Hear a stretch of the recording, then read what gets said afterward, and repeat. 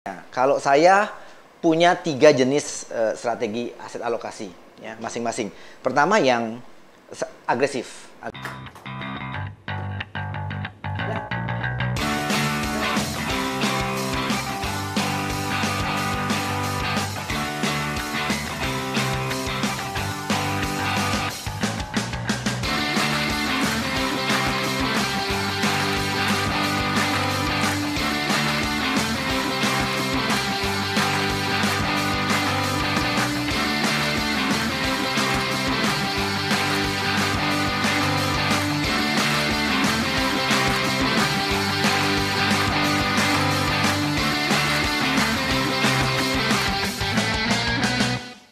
Oke, Pak Alex, misal nih, kalau udah kadung terlambat, artinya dia harusnya sudah masuk ke tipe yang moderat, tapi udah kadung terlambat nih, gitu, Ya. usianya. Artinya Saran yang terbaik?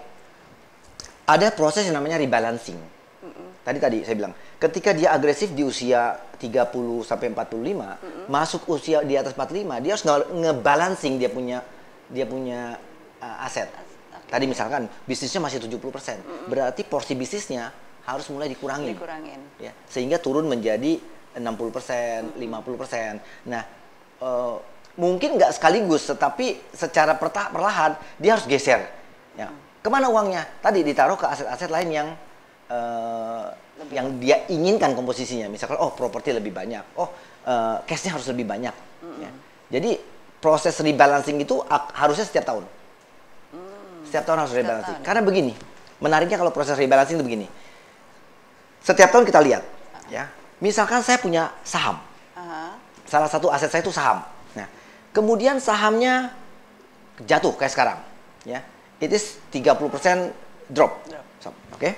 Nah, maka sebenarnya secara komposisi, maka porsi saham saya menjadi lebih sedikit.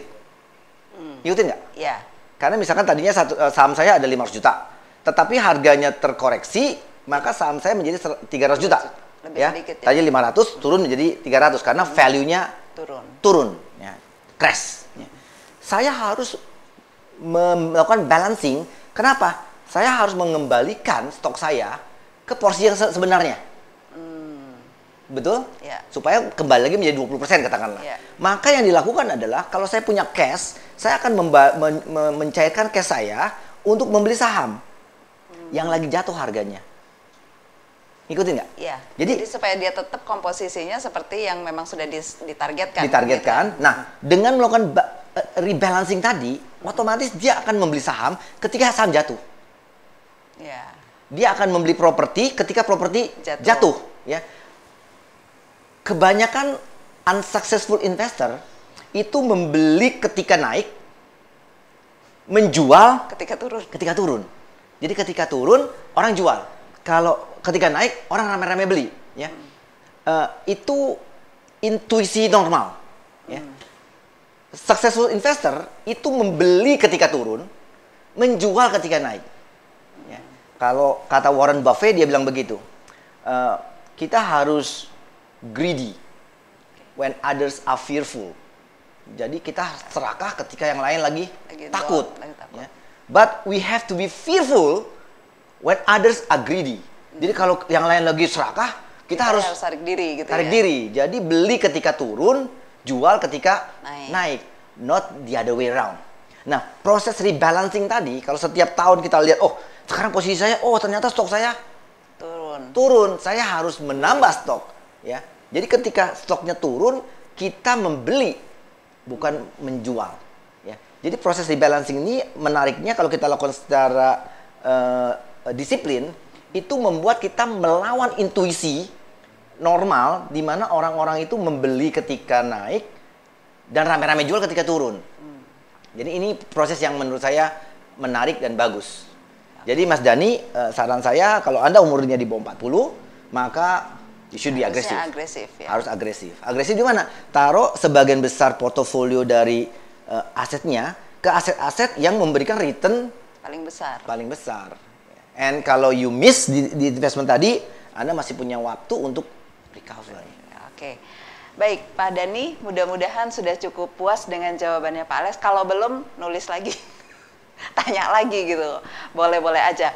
Oke, jadi menarik Pak Alex, sekali lagi bahwa kalau usianya masih muda ya harus agresif. Harus agresif. Nanti pelan-pelan disesuaikan, moderat dan konservatif. Lama-lama kan gitu digeser dengan proses yang namanya balancing, rebalancing. Yang dijual apa? Oh, propertinya kebanyakan.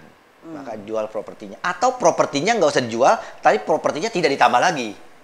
Ditambah yang lain. Ya, ya, jadi itu kan cara mengalokasikan atau cara bagaimana kita memberikan mencari aset gitu ya, atau mengumpulkan aset. Nah sekarang kalau kita sudah tahu dari yang pertama Pak Alex, jenis income sudah, aset sudah, caranya udah, sekarang untuk jadi ahlinya itu di episode terakhir teman-teman kita bicara tentang aset alokasi. Minggu depan kita akan bicara sesuatu yang berbeda lagi.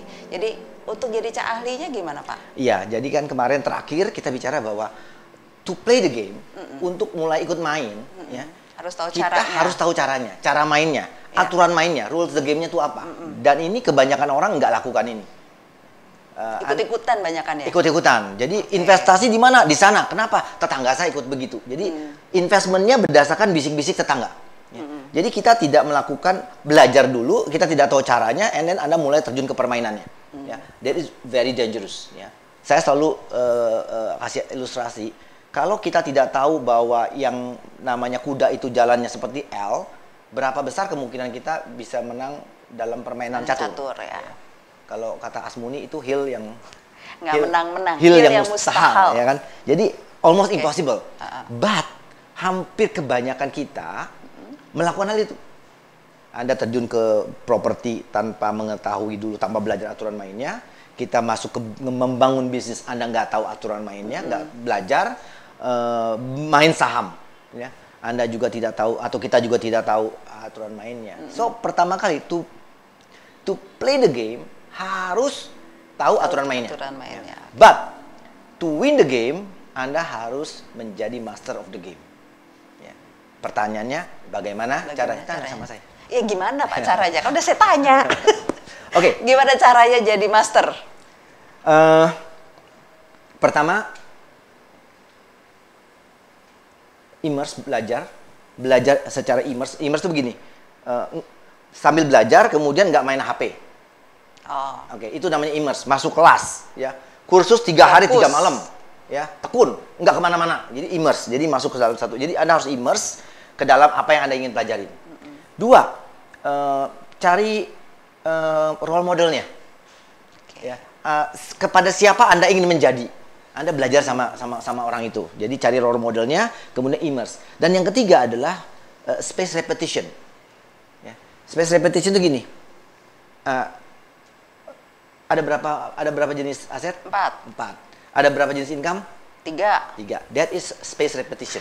Bapak jangan tanya-tanya saya. Kalau saya nggak bisa jawab kan malu, Pak. Ya. So, itu space repetition.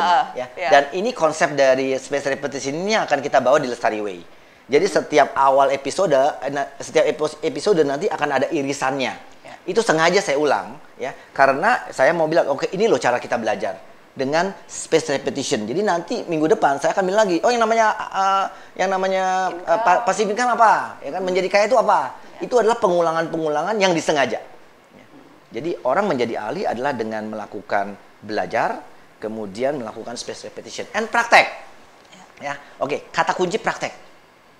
Banyak orang kemudian belajar toh, ya, dari seminar ke seminar.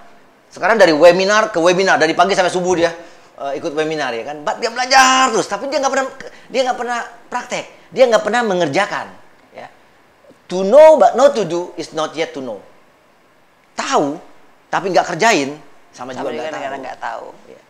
Oke, jadi setelah tahu, setelah belajar harus praktek, belajar praktek, belajar praktek.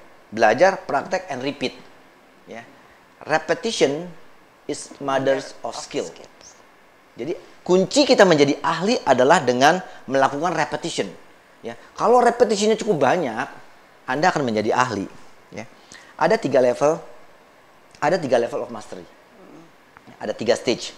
Pertama adalah disebut sebagai kognitif. Kognitif itu understanding konsepnya. Ya, saya jelaskan. Oh, yang namanya kaya itu adalah jika passive income lebih besar daripada biaya hidup sesuai dengan gaya hidup. Oh ngerti gitu kan. Langsung saya bingung. Itu konsep. Itu konsep ya kan. Yang namanya passive income adalah income dari investasi. Oh ngerti gitu kan. Ada tiga jenis income ya kan. Ada active income, passive income, dan capital gain. Oh ngerti. Itu adalah understanding konsep. Ya. Pertanyaannya, understanding konsep nggak merubah hidup kita.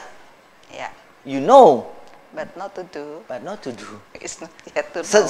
Seberapa hebatnya pengetahuan kita? Jadi ke sindir deh. Ya, seberapa hebatnya pengetahuan kita? Oke. Ya, saya bilang seberapa hebatnya pengetahuan kita, maka itu tidak akan merubah nasib kita. Yang merubah nasib kita adalah apa yang kita kerjakan. Ya, jadi abis ini harus praktek. Ya. Nah, jadi level pertama mastery adalah kognitif, understanding konsepnya. Tapi kudu ngerti dulu konsepnya. Ya. Kedua emosional. Emotional mastery itu artinya gini. Anda punya motivasi, Anda punya alasan yang cukup kuat untuk ngerjain. Kenapa orang tahu tapi nggak ngerjain? Karena nggak punya alasan kuat. Karena nggak punya alasannya. Karena nggak ada motivational factornya. Ya. Kebanyakan orang ada di sini nih. Pengetahuannya banyak, ya kan. Datang pergi dari seminar ke seminar, tapi nasibnya nggak berubah-berubah. Jadi karena apa? Karena dia tidak punya alasan untuk mengerjakannya. Ya. Kalau Anda sudah punya alasan untuk mengerjakannya, maka kita sudah masuk pada level yang namanya emotional mastery. Oke. Cognitive mastery artinya mengerti konsepnya. Dua, emotional mastery artinya punya alasannya. Yang ketiga adalah physical mastery. Ya, physical mastery adalah apa? Yang tadi dikerjakan itu menjadi bagian dari hidupnya, menjadi refleksnya, nggak dipikir lagi. Bagaimana caranya merubah apa yang dia tahu menjadi apa yang dia kerjakan secara refleks? Dilakukan terus-menerus. Diulang terus-menerus. Jadi harus melalui pengulangan. Bosen? Iya, nggak apa-apa. Ya. Harus begitu gitu ya? Ini pengalaman saya. Okay. Ya, saya itu mulai baca buku itu mulai mungkin sekitar 15 tahun belakangan atau 20 tahun belakangan. Ya. Tapi kalau saya hitung-hitung sebenarnya buku yang saya praktekkan itu paling 1, 2, 3 buku saja. Nggak banyak. Ya. Jadi menurut saya memang lebih baik kita melatih satu jurus 1000 kali. Ini Bruce Lee yang ngomong. Daripada kita melatih 1000 jurus. Kebanyakan baca gitu kan. And then dia pusing sendiri, terlalu banyak konsep, tapi nggak dikerjain. Atau dia tahu banyak, tapi dia nggak buat dirinya menjadi ahli. Jadi menurut saya kita tidak perlu punya jurus terlalu banyak.